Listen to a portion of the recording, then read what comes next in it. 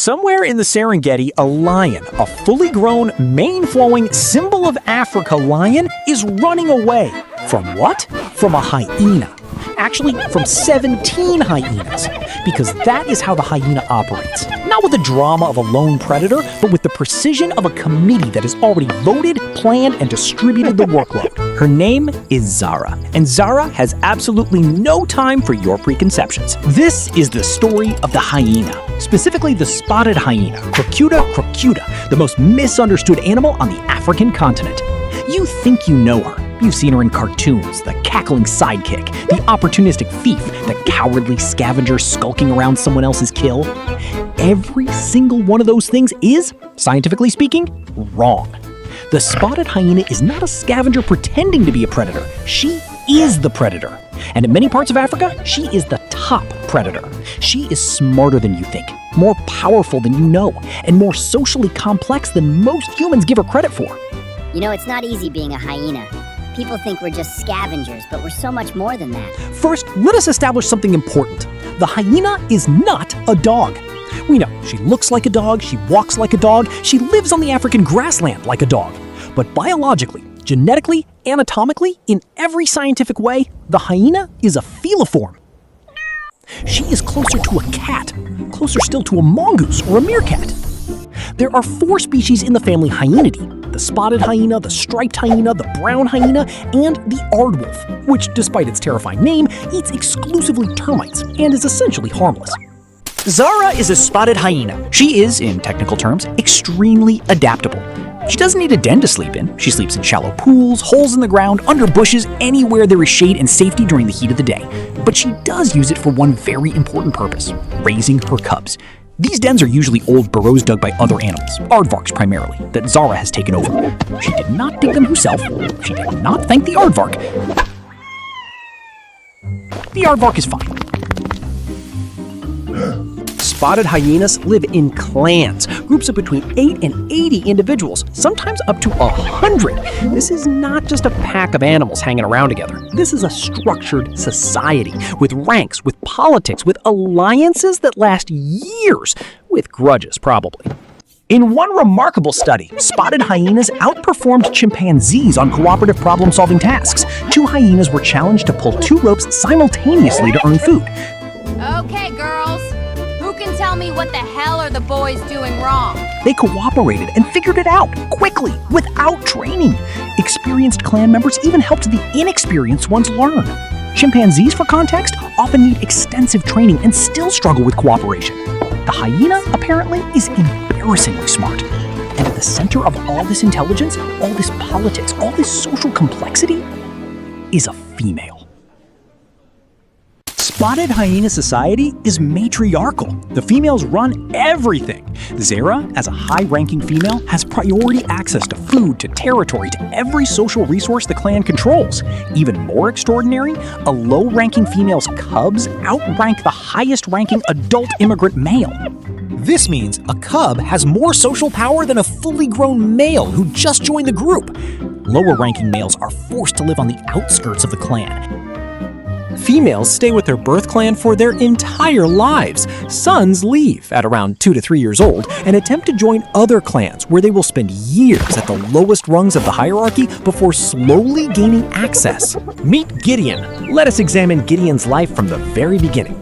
Gideon was born in a dark, underground den. Unlike puppies or kittens who are born blind, helpless, and adorable, hyena cubs are born ready for a cage fight.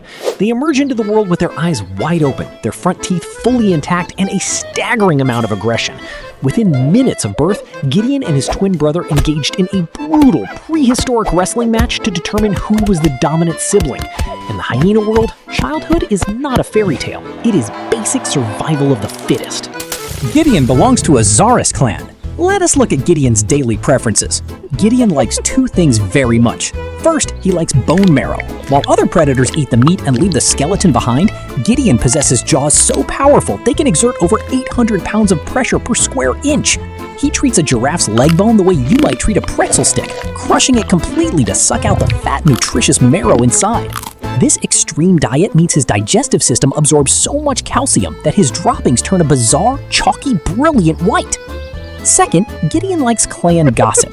The spotted hyena does not laugh because she is amused. She laughs, or rather produces this giggling vocalization, when she is excited, nervous, or submitting to a higher-ranking animal. It is a social sound, a communication tool. Gideon intensely dislikes two things. First, he dislikes lions. The feud between lions and hyenas is an ancient, bloody, multi-generational war for territory and food. It is not personal. It is strictly business. Second, Gideon dislikes insubordination, because in his world, rules are rules. Gideon has no authority. He must bow, tuck his tail, and whine submissively whenever a female walks past him. Courtship for Gideon is an exercise in extreme humility. When Gideon wants to impress Queen Zara, he cannot simply show off his muscles. Instead, he must approach her with his head bowed to the dirt, trembling, giggling nervously, and performing a submissive, apologetic dance. If he moves too fast, Zara will snap her massive jaws and teach him a lesson in manners. If Gideon is patient, submissive, and apologizes enough for existing, Zara might finally allow him to mate. But the biological twist does not end there. Female hyenas possess a unique anatomy, a pseudopenis formed from an elongated clitoris. This means mating is physically impossible without the female's total cooperation and relaxation. It also means that giving birth for a first-time hyena mother is an incredibly dangerous, agonizing process, as the cub must pass through this narrow canal. It is a harsh tax levied by evolution, but it ensures that only the strongest survive. Despite their terrible public reputation as cowardly scavengers, Zara and her clan are apex hunters. They don't just wait for lions to leave scraps. Statistically, hyenas hunt and kill over 80% of their own food. They are tactical geniuses, capable of running at 35 miles per hour for miles without stopping, using their unmatched cardio to literally run their prey to death. Zara whoops once, low and long. In the distance, other whoops answer. The clan is gathering. There is hunting to be done tonight. Zara is not the lion. She doesn't have the mane, the mythology, the movie poster. She does not get the dramatic close-ups in the wildlife documentaries.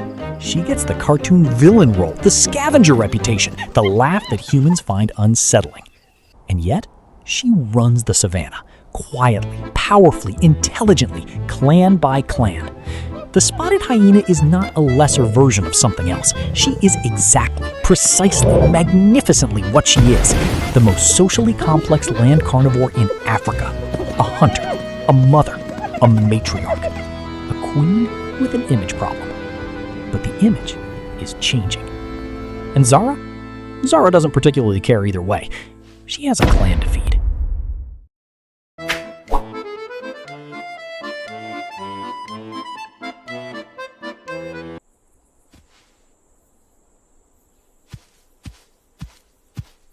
You're still here? It's over. Go home. Go!